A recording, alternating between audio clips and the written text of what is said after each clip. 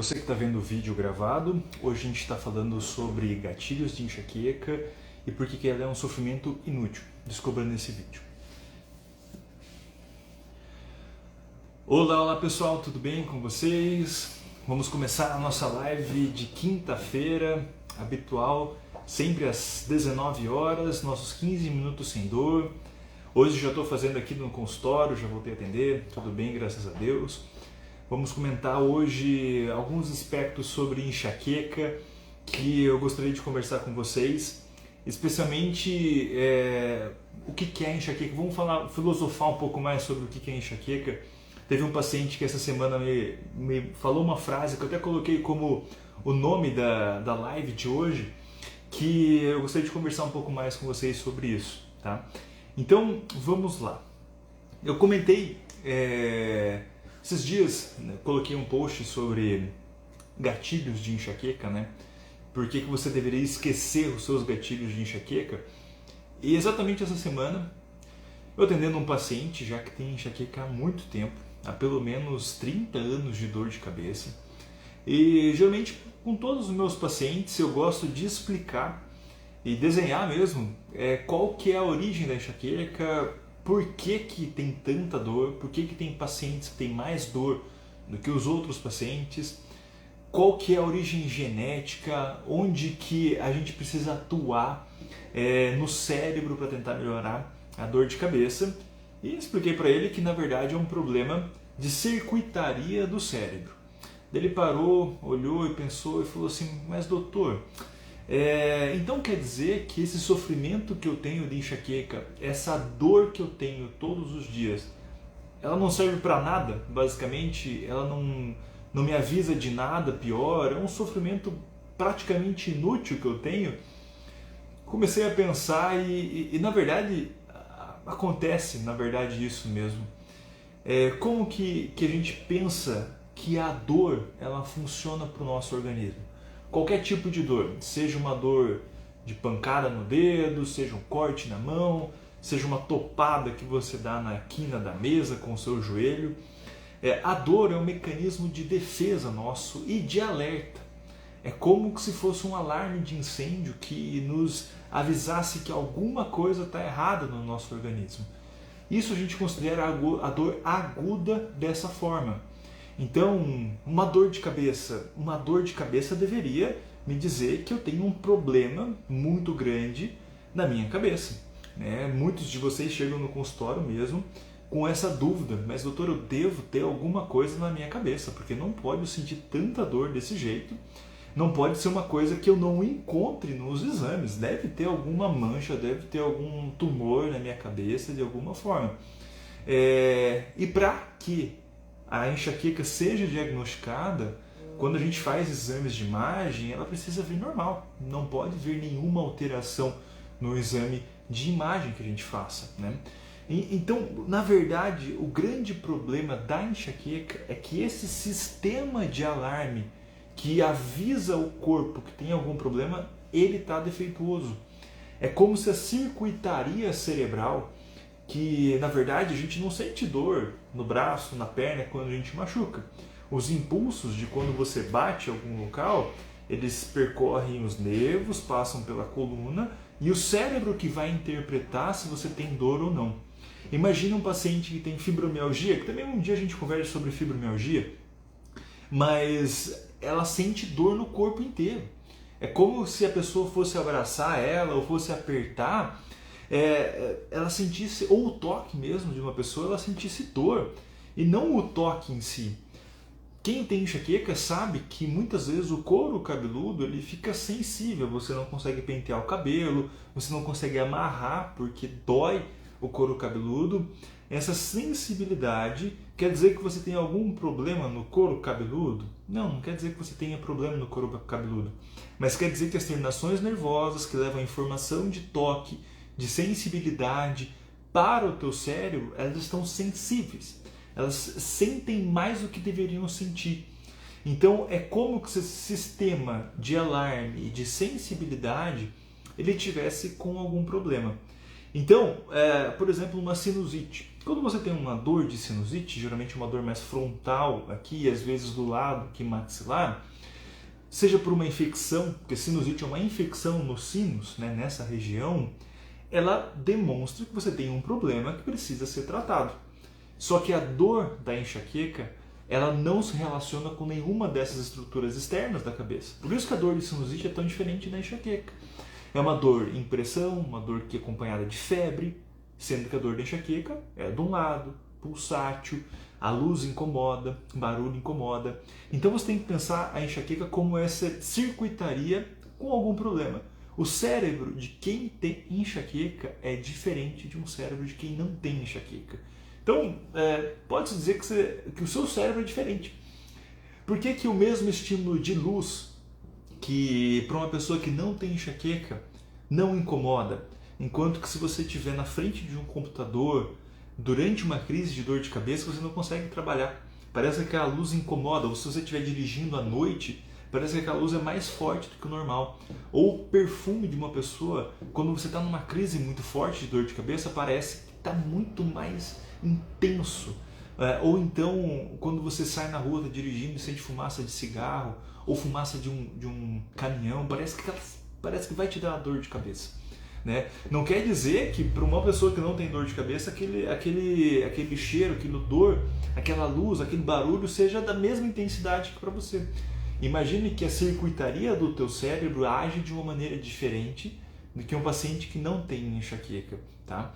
Então você vê coisas, você ouve coisas, você sente coisas que a outra pessoa que não tem enxaqueca não sente. E por isso que é tão difícil de você conseguir mostrar para outra pessoa que aquilo está te incomodando, tá? Mostrar para um paciente, para uma pessoa que não tem enxaqueca, que a luz está muito te incomodando, que o barulho está te incomodando demais, tá? Mas o cérebro de uma pessoa que tem enxaqueca, ele é diferente. Então imagina como que se você às vezes vai sair para jantar com seu esposo, com o seu namorado, com a sua namorada, a pessoa que tem enxaqueca, a ansiedade de sair e de poder encontrar um lugar que não vai causar dor para ela já é um fator muito estressante.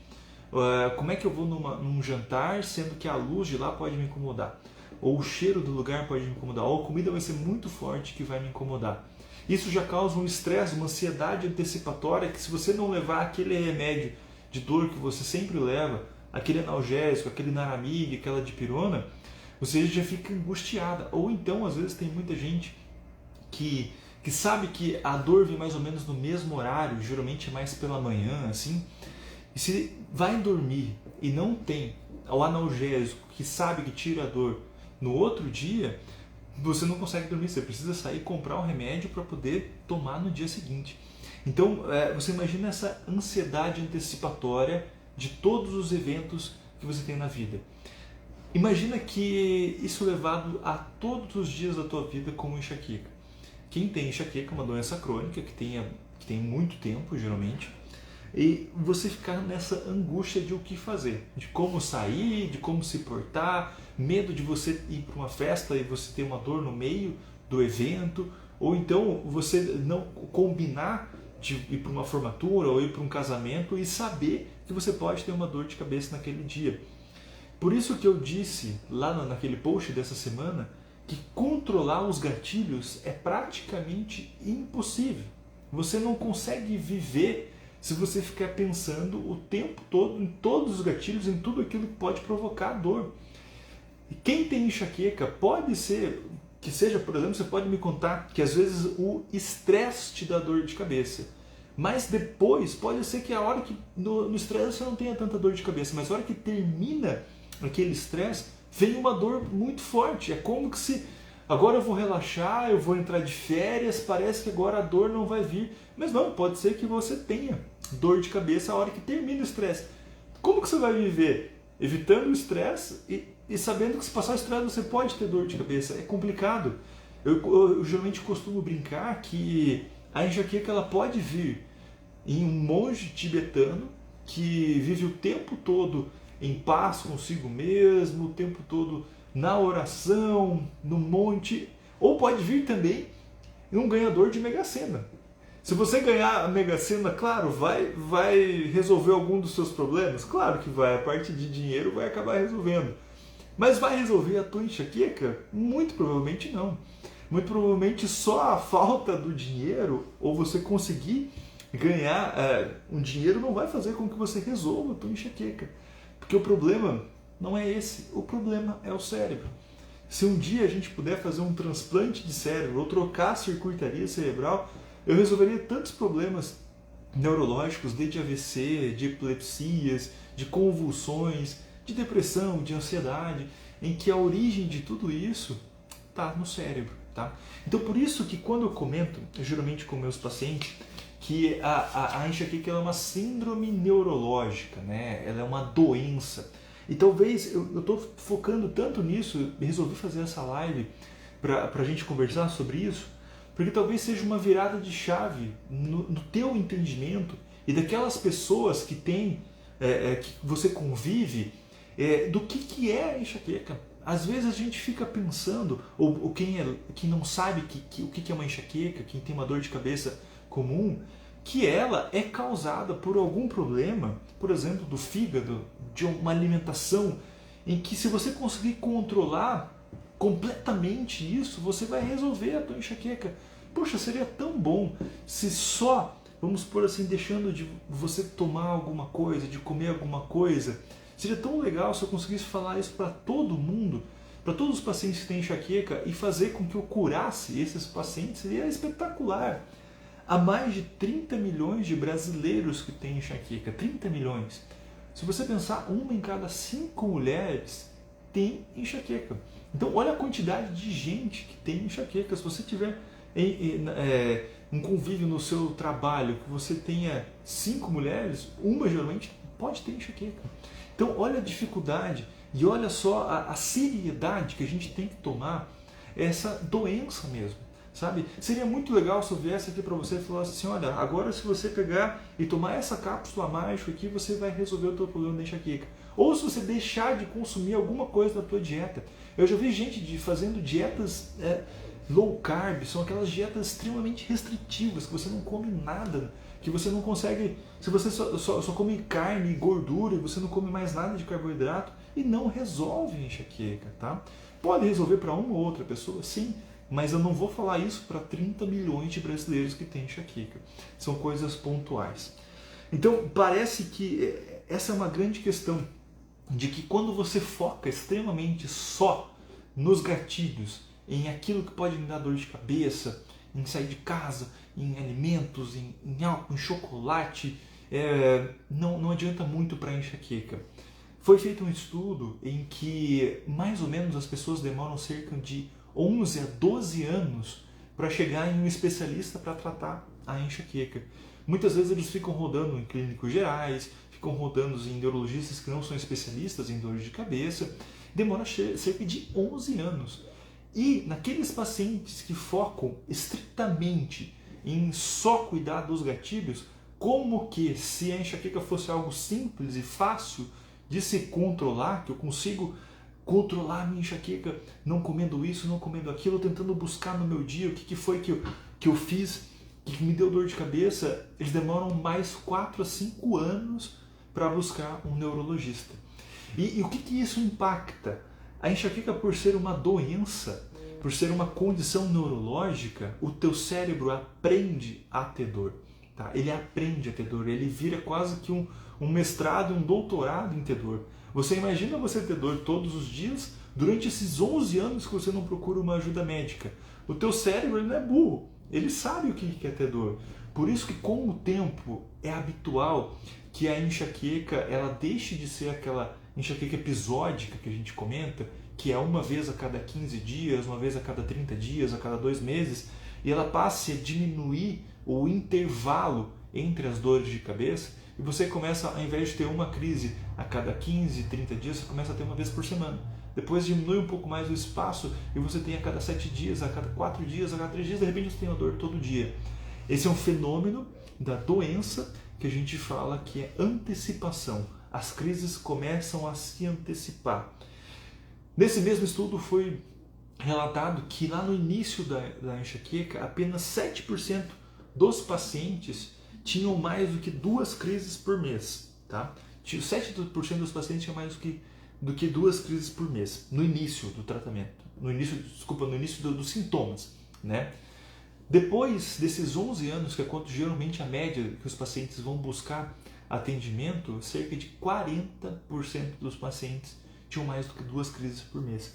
E veja se não é isso mesmo, você conhece a sua história, você sabe que às vezes no começo, lá atrás, quando você começou na menarca, na tua primeira menstruação, você tinha crises esporádicas, de vez em quando você exagerava um pouquinho, né? Aí é importante o gatilho, eu vou comentar daqui a pouco, quando você exagerava um pouquinho, vinha uma crise um pouco mais forte, mas com o tempo o teu cérebro aprendeu a ter dor. E às vezes aquele mesmo gatilho que você tinha antes, ele se mudou, começou a ser outro gatilho, começou a apresentar outra forma de desencadear a enxaqueca, e as crises vão se antecipando, e aí é muito difícil de tratar, muito difícil.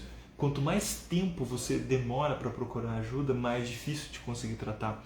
Aí os remédios já começam a não fazer efeito. Você pode, geralmente eu atendo muito paciente, eles falam a mesma coisa para mim, que parece aquele remédio que no início, aquele topiramato que eu comecei a usar lá no início, ele fazia mais efeito.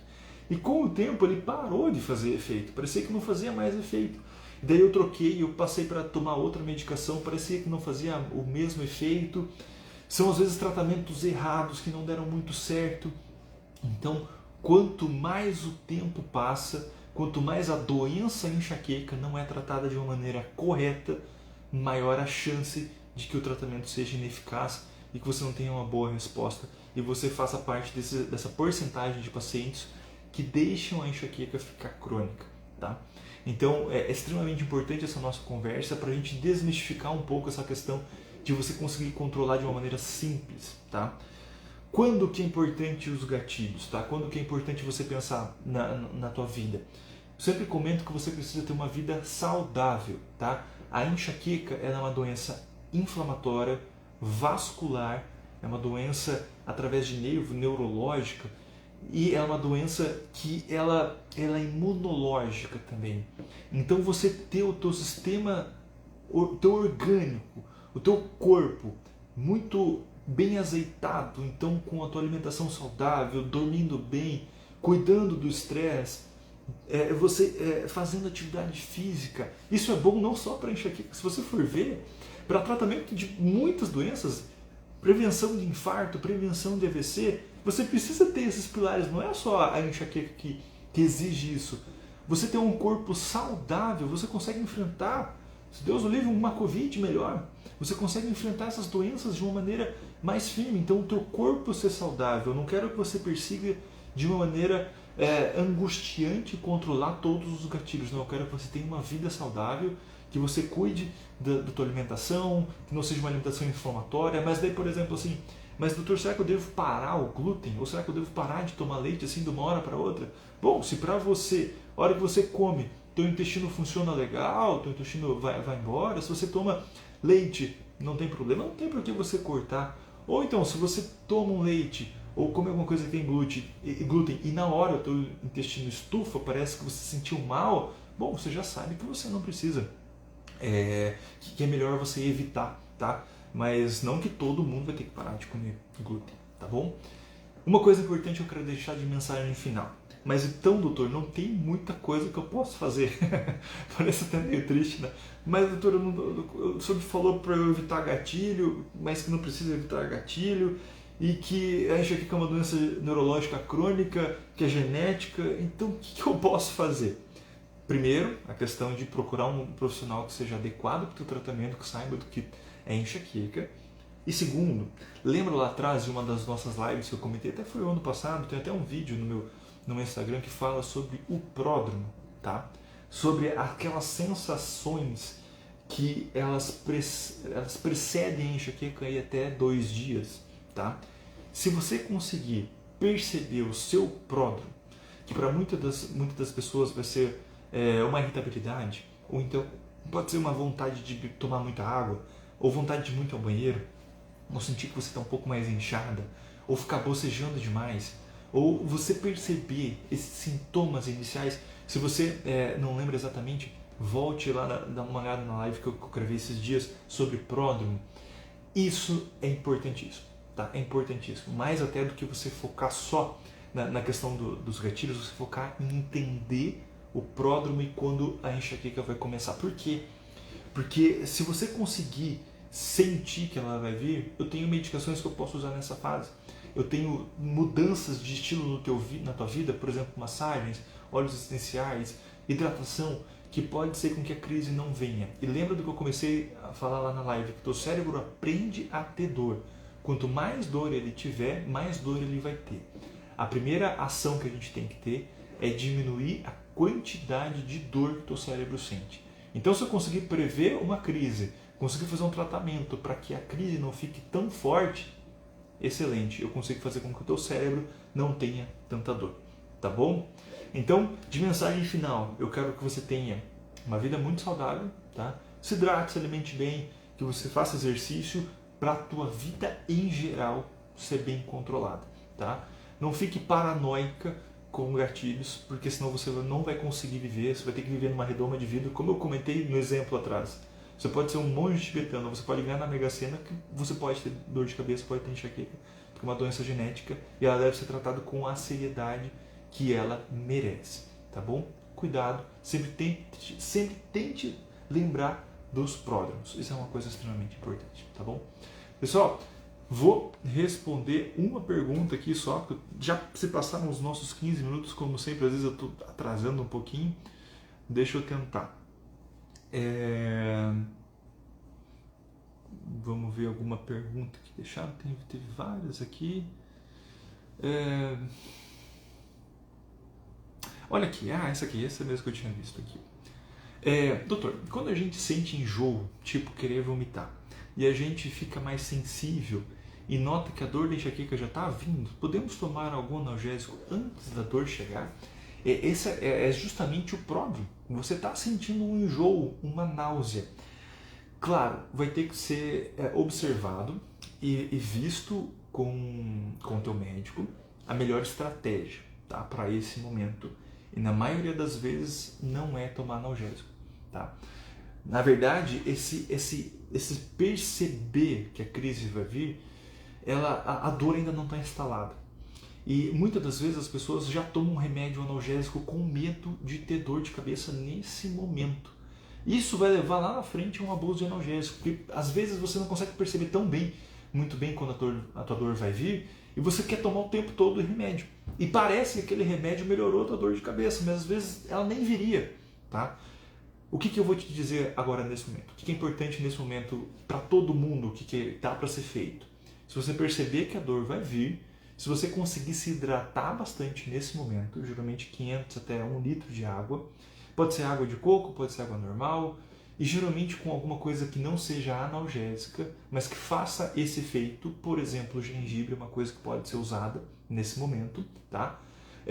Junto com compressas e massagens, você deitar e tentar relaxar já é uma coisa que já vai te ajudar. Há medicações específicas que a gente pode usar, geralmente remédio para náusea e vômito, não pensando na náusea e vômito, mas pensando na primeira ação da enxaqueca, que é uma ação que a gente chama dopaminérgica, que vai agir lá no teu hipotálamo. Esses sintomas que você tem de enjoo, de náusea, de sensação que a crise vai vir, é uma reação hipotalâmica. Há remédios que a gente pode usar nessa fase, mas aí tem que ser muito bem individualizado. Quando a gente fala que o analgésico deve ser tomado logo no começo e evitar que a crise fique muito forte, é no início da dor, tá? Não no período prodrômico, antes de você sentir a dor, tá bom? Gente, muito obrigado pela presença de todos vocês. Essa live vai ficar salva aqui. Teve até alguém que comentou aqui que precisa mostrar para alguém essa live. Isso, encaminhe, tá? Mande essa live para quem você acha que mereça ouvir sobre e entender um pouco sobre enxaqueca. Vamos disseminar conhecimento. É para isso que esse Instagram está aqui. É para a gente poder fazer com que as pessoas entendam mais sobre dores crônicas e dores de cabeça. E isso não é frescura, não é balela, isso é uma coisa que é uma doença séria que deve ser tratada, tá bom? Pessoal, amanhã eu abro sempre a caixinha de perguntas à sexta-feira, geralmente meio-dia ou um pouco mais tarde, e eu vou responder as perguntas amanhã durante o fim de semana, tá bom? Uma boa noite para vocês, obrigado por vocês estarem aqui comigo nessa noite.